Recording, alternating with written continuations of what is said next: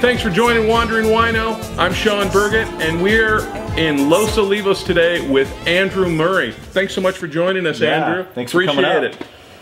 I've noticed on your wines is these screw tops. Yeah. Seems to be a big topic of conversation. The screw tops, so for me, it's not having a bad experience with cork per se. It was more about, again, just this UC Davis background that taught me it was a superior closure.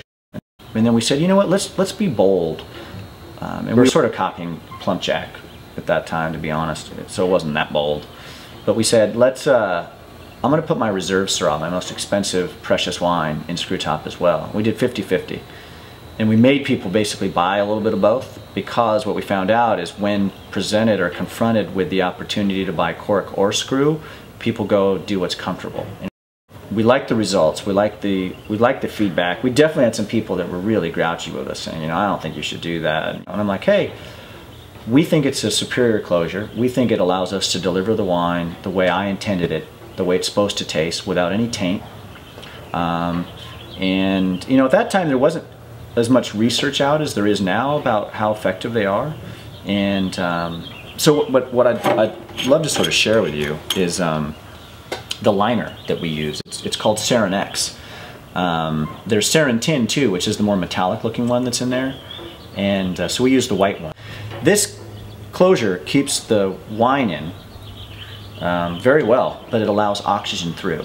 And I get it, you know, I mean, I buy a ton of wine with cork, so it's not like I'm a geek about it that way. You know, I just like wine, so however it comes to me, you know, if I like it, I like it. I don't get caught up in how it's closed. But for us to deliver our wines to our customers, knowing what I know about corks, that there's a chance that they can ruin wine, that they can leak, that they can, you know, create a taint, a taste in wine that's an off flavor, for me it's sort of a no-brainer. So again, challenging our customers, you know, pushing the ball forward a little bit, being a little bit of a maverick, as Food and Wine magazine called me at that time. We just decided to jump in after those tests and did everything. We didn't really go there finally, get every last wine in until 2006 vintage. And I'm happy to say, you know, we had an open house over the weekend and we opened up a bunch of our wines from 06 to 09. And, you know, it's not like it's that many years, but they're showing bottle age. The way they design the screw top, that Sarin X liner, is that it mimics what they considered a perfect cork.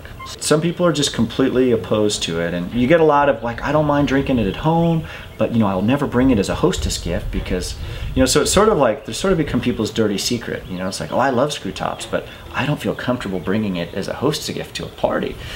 If I think there's a decent box wine or a wine in a pouch that's starting to become popularized, or an aluminum can, I'll bring those to parties, and people say, oh, the wine guy's bringing this, you know, what, you know, he must be a moron, you know, but I'll try it. And try to challenge people to say, you know what, it's less about the method of delivery, it's more about what does it taste like. Trust what you like, drink what you like, you know, don't be bombasted by everyone else out there who has an agenda. Give screw tops a chance, you know, it doesn't mean they're cheaper. We said, you know, let's be bold, everything's going.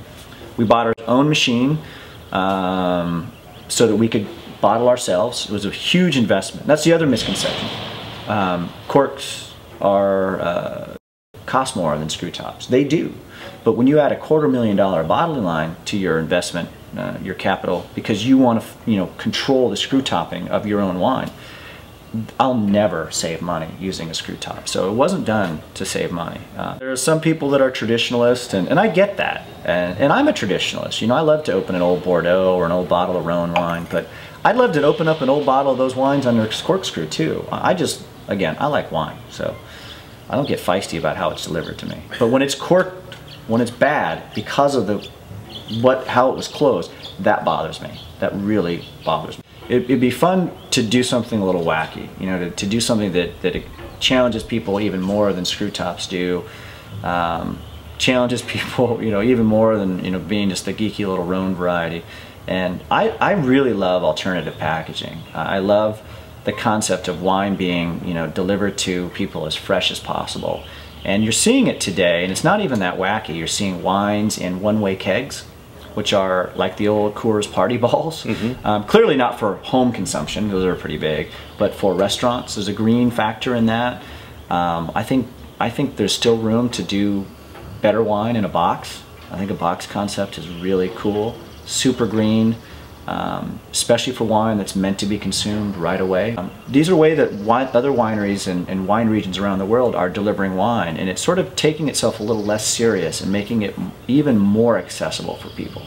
And you know, who knows if I'll ever do any of those things, but they occupy, you know, a neat little part of my mind, and my creative outlet would love to, you know, to participate in seeing wine be delivered, you know, in a more eco-friendly way, in an even cheaper way to consume. Check out Andrew Murray. This guy's got some great killer juice.